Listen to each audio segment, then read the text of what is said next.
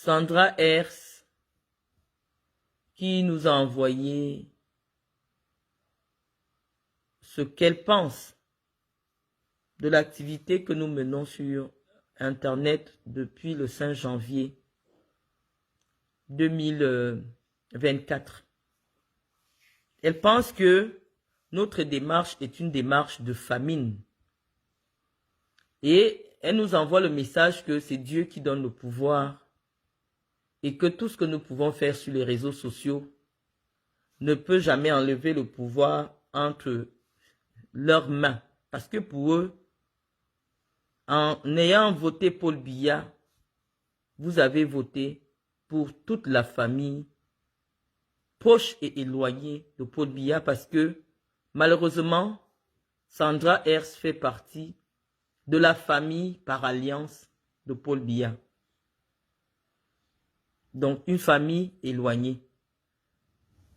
Et c'est la raison pour laquelle elle a trouvé nécessaire de nous narguer, comme elle le fait depuis un certain temps. Mais la particularité ici, c'est que Sandra et moi, nous nous connaissons très bien. On ne se connaît pas comme des gens qui se voient sur les réseaux sociaux, non. C'est mon père qui a élevé Sandra Hers. C'est mon père qui a élevé Sandra Hers. Quand je dis mon père, c'est-à-dire que la mère de Sandra Hers a eu une aventure amoureuse avec le professeur Mendozé, à la suite de laquelle Ginette, qui est la mère de Sandra, a présenté Sandra au professeur Mendozé comme étant le fruit de leur idylle. C'est ainsi que le professeur Mendozé a toujours été présent, a toujours contribué à l'éducation, à l'entretien de Sandra comme étant sa propre fille, puisqu'il me l'a présentée. Et lorsque je travaillais avec lui à la CRTV, je me suis personnellement chargé d'assurer ses frais de scolarité lorsqu'elle était au collège Bullier à Efok, dans la région du centre Cameroun. Mais malheureusement, vous savez, quand quelqu'un a le sang de blanc, pour certains, le métissage ne réussit pas. Je vous dis souvent ici en blaguant que les métis n'aiment pas beaucoup l'école. Mais Sandra n'est pas métisse, car Sandra est carteron. C'est sa mère qui est métisse.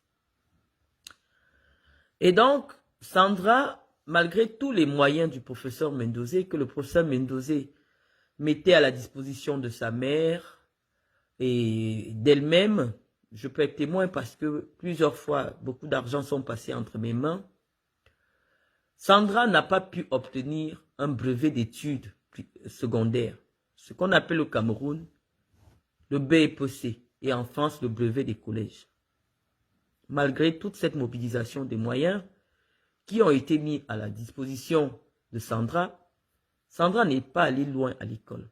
Sandra s'est arrêtée en 3e, elle a abandonné l'école, elle a commencé une vie, je vous assure, de débauche, de grande débauche. Dans cette vie, elle est d'abord tombée sur un premier membre de la famille de Paul Biya. Je ne citerai pas encore son nom ici parce que jusqu'à présent, il ne m'a rien fait. Mais c'était lui qui vivait d'abord avec Sandra.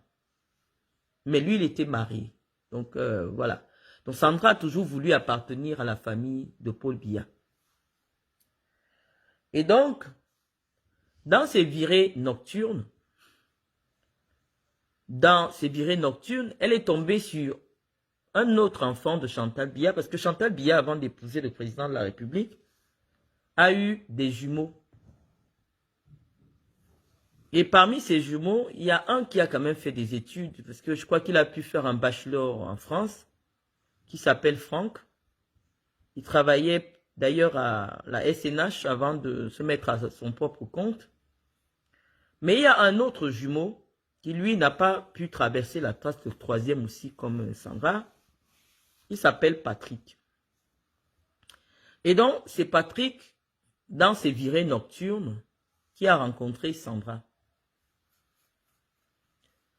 Sauf que Sandra, de par sa mère, est parentée à la première dame du Cameroun. Donc, la première dame du Cameroun est la tante de Sandra.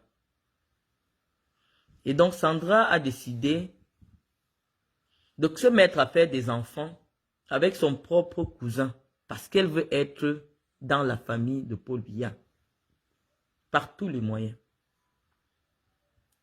Parce que malheureusement, le professeur ayant coupé les vivres, elle était aux abois, il fallait s'accrocher quelque part. Elle a choisi le fils de Chantal Biya qui ne faisait rien.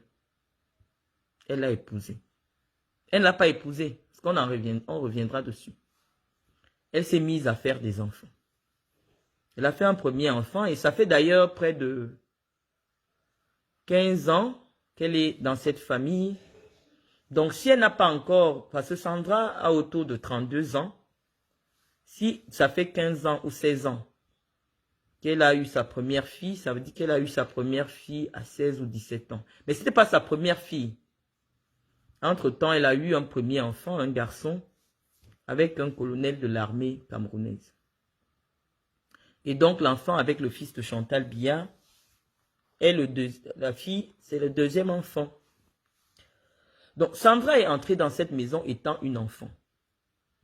Donc si elle avait voulu continuer l'école, trouver un travail et vivre de manière respectable, je crois que Sandra aurait eu tous les moyens. Donc lorsque Sandra vient m'interpeller publiquement, alors qu'elle a mon WhatsApp, alors qu'elle et moi on en a parlé sur WhatsApp, alors que pendant des années, c'est elle qui venait pleurer vers moi que sa belle-mère ne l'aime pas. Elle m'a tout dit sur sa belle-mère. Elle m'a raconté que la mère de sa belle-mère avait juré qu'elle ne va jamais épouser son mari. Parce que, comme vous ne savez pas, je ne sais pas ce que Sandra boit ou Sandra fume, mais lorsque elle se trouve dans un état second, elle insulte l'anus de la mère de la première dame du Cameroun. Elle a insulté la mère de la première dame du Cameroun, la défunte maman Rosette, en face. Elle a insulté aux fesses. Et la mère de la première dame du Cameroun a décidé que jamais Sandra ne signera un acte de mariage avec son petit-fils. Donc, Sandra, tu veux bien t'appeler Hers, mais je ne sais pas si tu es déjà une Hers. Je ne sais pas. Parce que pour porter le nom d'un homme, il faut signer un acte de mariage. Bon, on est sur Facebook. Sur Facebook, chacun peut prendre le nom qu'il veut. Donc, je suppose que c'est ton pseudo. Mais R, c'est le nom de Patrick. Et pour le porter, vous devez être marié légalement. Or, jusqu'à ce jour, la première dame du Cameroun, Chantal Biya, qui n'a pas faim, n'a pas encore pu organiser un mariage digne d'une belle fille de président. Nous, on n'a pas encore vu les photos, mais nous, on a vu les photos du mariage de Franck, qui était d'ailleurs très sobre, mais très beau, à l'image de ce fils de la première dame qui fait exception. Il dit que dans une famille, il y a toujours quelqu'un qui fait exception. Cet autre jumeau de la première dame est d'une discrétion absolue,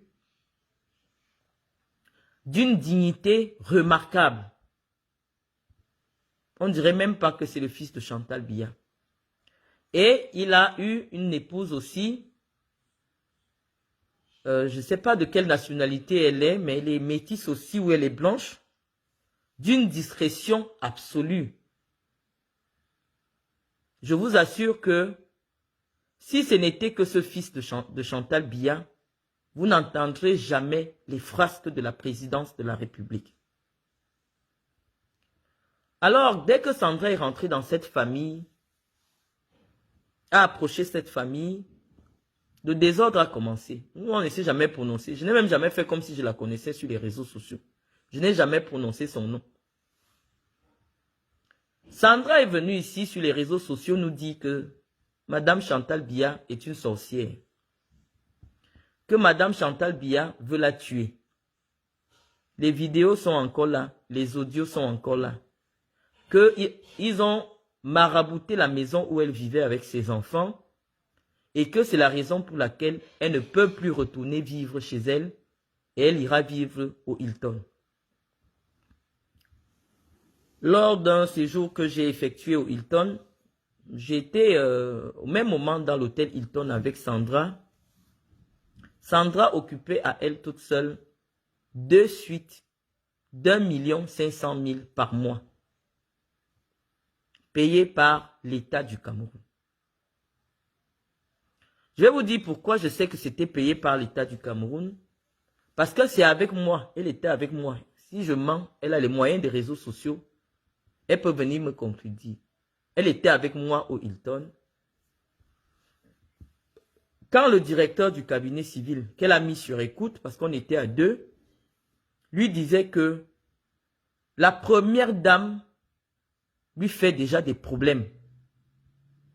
Parce qu'elle a demandé qu'on arrête de payer l'hôtel à Sandra.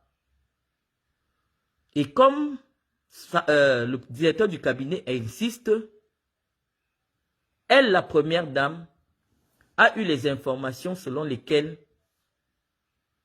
le ministre directeur du cabinet civil serait l'amant de Sandra. C'était devant moi. Elle a mis le haut-parleur, elle a mis le ministre sur haut-parleur, elle était avec moi. Et qu'il serait temps que Sandra aille chercher un appartement en location, qui a d'ailleurs un bon au niveau de Orca, pour qu'elle puisse prendre des meubles là-bas aux frais de la présidence de la République. Pourquoi je convoque tout cela? C'est pour vous faire comprendre que c'est Sandra qui a commencé à mettre la famille du président de la République et sa propre belle-mère sur les réseaux sociaux en l'insultant. Sandra a tout dit sur la première dame.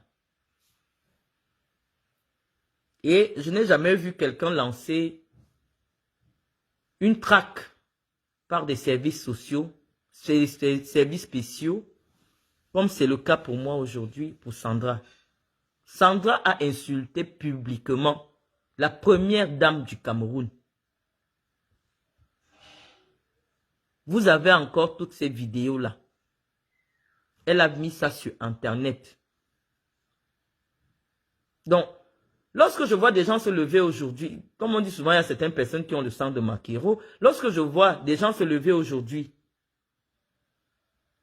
pour dire que c'est inacceptable qu'on parle à une première dame de cette manière, est-ce que ça dépend de l'auteur?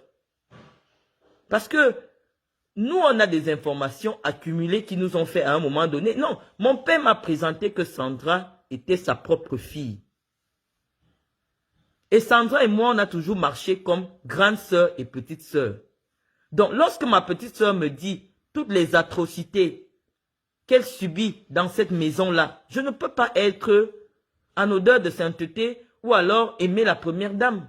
Puisque ma propre petite sœur me dit tout ce qu'elle subit à cause de cette femme-là, qui ne veut même pas la voir.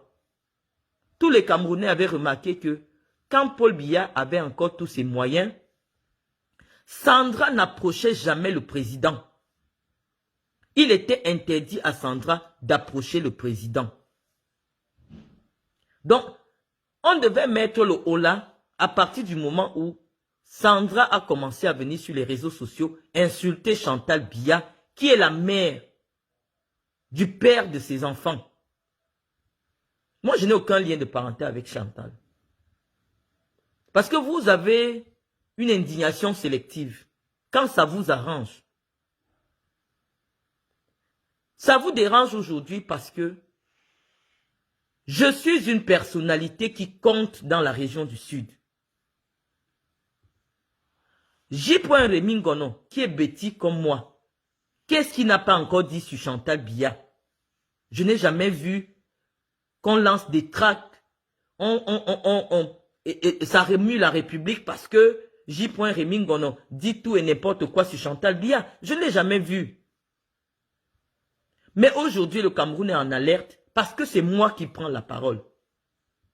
Parce qu'ils savent que les gens me prennent beaucoup plus au sérieux que quand c'est Sandra qui parle.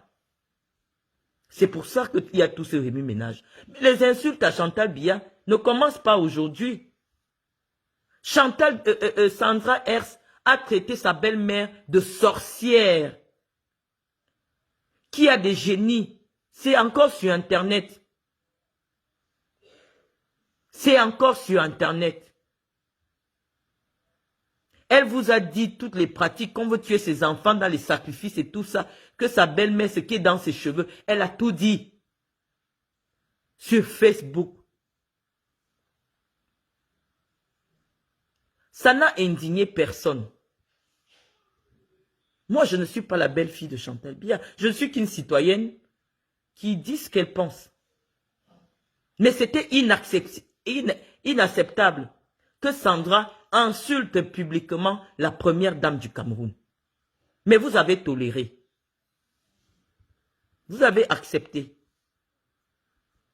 Et aujourd'hui, je crois que, comme elle me l'a dit, parce que c'est elle qui me dit toujours que leurs rapports se sont harmonisés, que en fait, c'était des pratiques sataniques qu'on avait fait sur elle pour qu'elle ne s'entende pas avec la première dame. Bon, grand bien lui fasse. Mais Sandra a contribué à mettre cette famille, à jeter cette famille aux orties. Si on a commencé à entendre des petites choses sur la vie privée du président de la République, c'est à travers Sandra. Donc Sandra, lorsque tu penses aujourd'hui que c'est moi qui ai commencé à insulter ta belle-mère, ça me surprend. Peut-être que tu es devenu lucide. Sandra, je disais qu'avec tous les moyens que tu as eus, tu devais être une belle fille modèle pour la première dame du Cameroun parce que tu as été élevée par un homme qui craignait Dieu, Gervais Mendozé. Il t'a donné les moyens d'aller à l'école. Tu n'as pas voulu. Mais par des routes que je ne maîtrise pas, tu tiens le fils de Chantal Biya. Il ne peut pas bouger. Et tu alignes des enfants.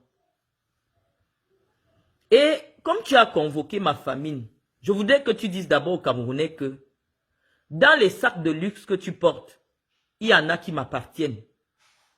Parce que quand toi tu viens m'insulter déjà que je suis affamé, il faut que tu dises aux Camerounais que dans les sacs de luxe, les Dior, les machins que tu montres, il y a des sacs qui m'appartiennent à moi.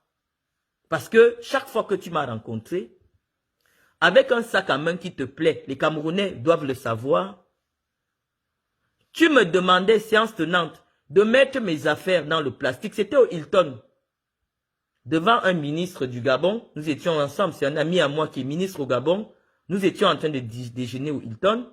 Tu m'as demandé de vider mon sac à main, de mettre mes affaires dans un plastique et tu es rentré avec mon sac Dior. Et le samedi qui suivait, tu étais au mariage habillé en rose avec mon sac Dior. Ceux qui te connaissent vont reconnaître ce sac-là. Tu étais avec mon propre sac. Et donc spirituellement, Sandra, moi je l'ai fait naïvement, te donner mon sac à main. Mais depuis un certain temps, d'autres personnes qui te côtoient disent que tu fréquentes beaucoup les marabouts.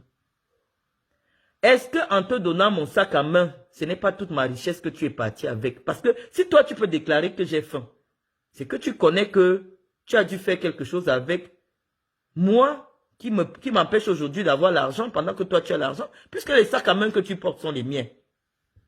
Sandra, dans tes sacs, il y en a qui m'appartiennent. Donc, je ne sais pas ce qui vous prend souvent avec les réseaux sociaux.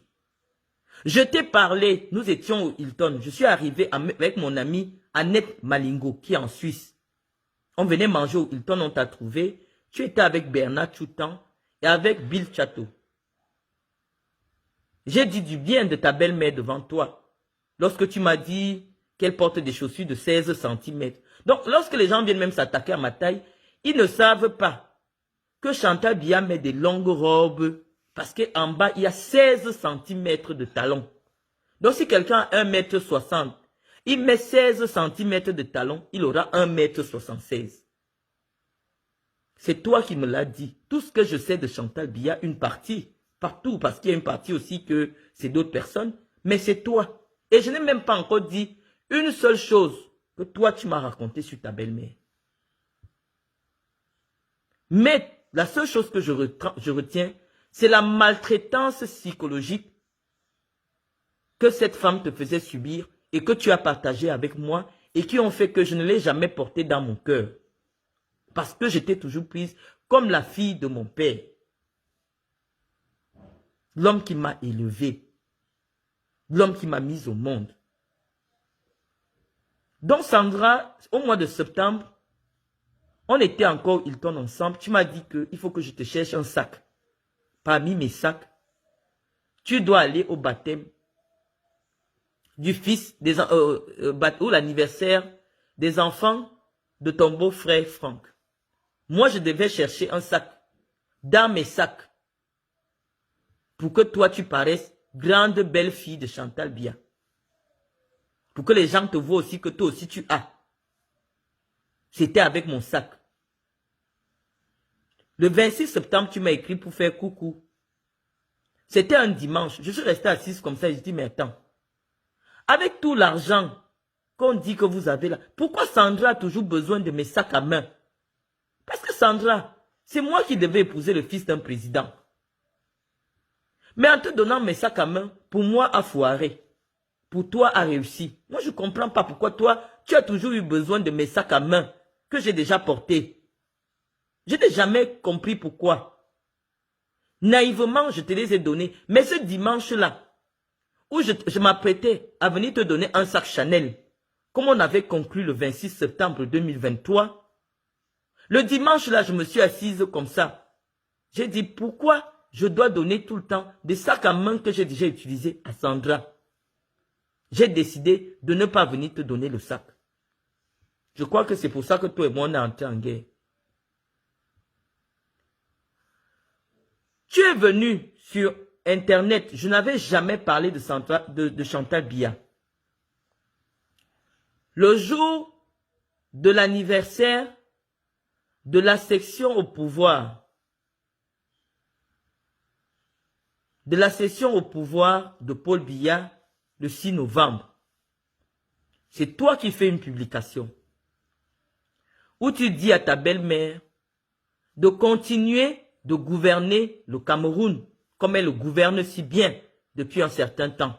C'est toi qui fais cette publication. Ça se retrouve dans tous les forums camerounais. C'est toi qui partages des images intimes. Depuis que Paul Biya n'a plus de moyens pour qu'on t'interdise d'avoir accès à lui, c'est toi qui as commencé à filmer Paul Biya dans ces moments d'intimité parce que tu veux venir montrer aux filles qui ont fait la rue avec toi que tu es arrivé.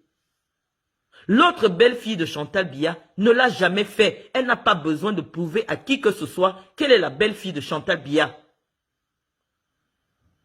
Mais c'est toi qui as commencé à filmer Chantal Biya pieds nus, toi et tes filles, pour prouver que vous êtes arrivés. Parce que les gens ne savent pas.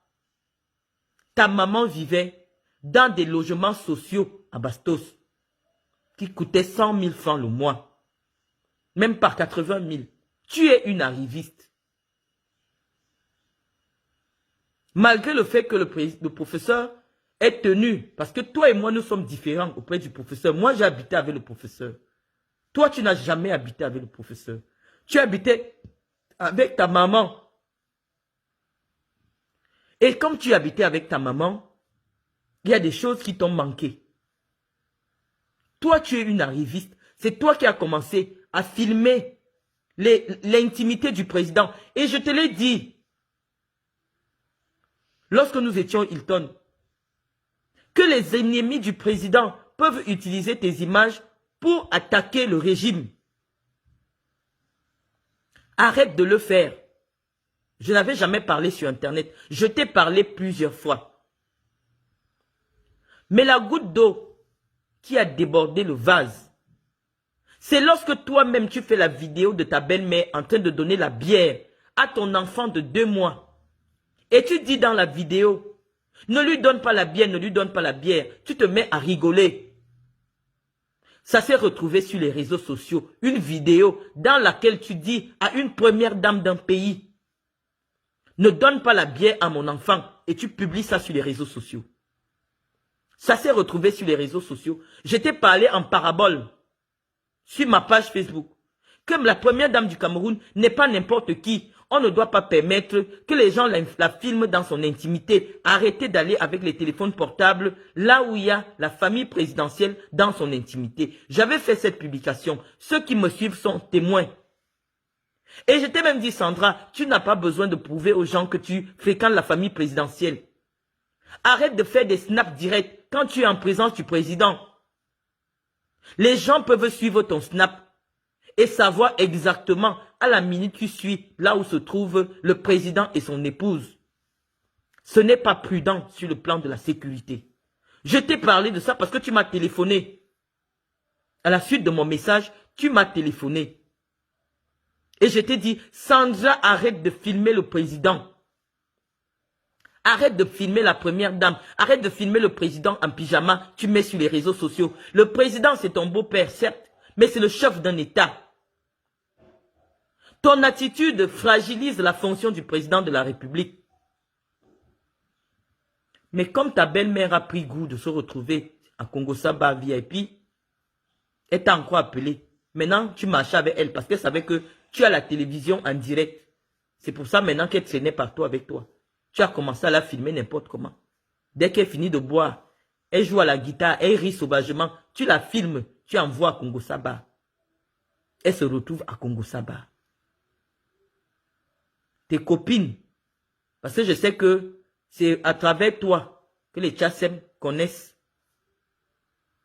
Non, à travers l'autre jumeau. Les Tchassem sont allés chez le président. Tchassem a osé prendre sa main et mettre derrière la nuque de Paul Biya.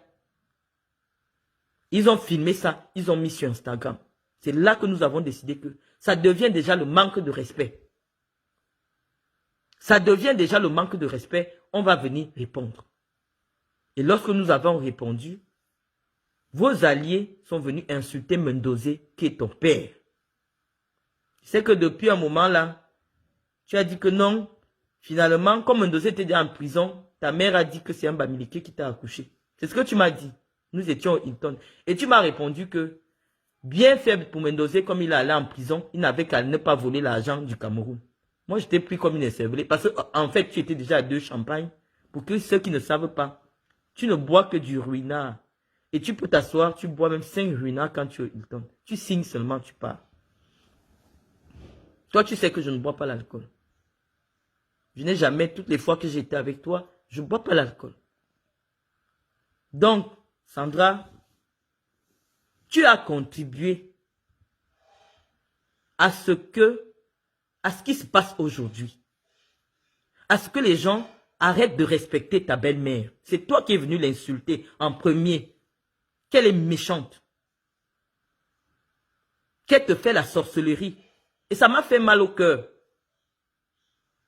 Parce que j'ai grandi presque avec toi. Et tout ce que tu as ajouté encore. Moi, j'étais avec toi. C'est avec toi qu'on s'est partagé l'argent que tu as pris chez lui Paul Moutazé, 500 000. Pour te nourrir, Sandra, tu es obligé d'entrer dans les bureaux des ministres demander de l'argent. C'est avec moi que tu as partagé cet argent que Moutazé... Et tu m'avais dit le jour là que Moutazé est trop chiche. Que les autres te donnent beaucoup, lui ne te donne que 500 000. Il t'a donné 500 000. Tu es allé le voir dans son bureau. Et tu es venu, on a compté l'argent, c'était des billets neufs. Tu as pris 50 000. Tu m'as donné que mettre ton carburant. J'étais avec toi. Donc, si moi qui connais ton ventre, Je sais que pour que tu portes un sac à main, il faut que ce soit le sac que quelqu'un d'autre a porté, le verret. C'est parce que je ne veux pas reprendre mes sacs. Je t'aurais dit, porte mon sac, tu reviens me remettre. Parce que quand moi j'ai acheté des sacs originaux, et tu le sais, tu m'as dit, moi j'aime porter tes sacs parce qu'ils sont originaux. Mais pour que tu ressembles à une belle fille d'un chef d'État, tu as besoin de porter mon sac, Sandra. Pour que tu aies des billets d'avion, il faut que tu fasses des sittings dans des ministères pour qu'on te donne. Toi, tu m'amènes le mbrakata. Tu viens me snober sur les réseaux sociaux. Qu'est-ce qui... Je ne comprends pas, hein. Qu'est-ce qui va se passer même au Cameroun? C'est vous qui venez me chercher. Je n'étais pas au courant de tes histoires. Tu venais tout le temps pleurer des affaires chez moi.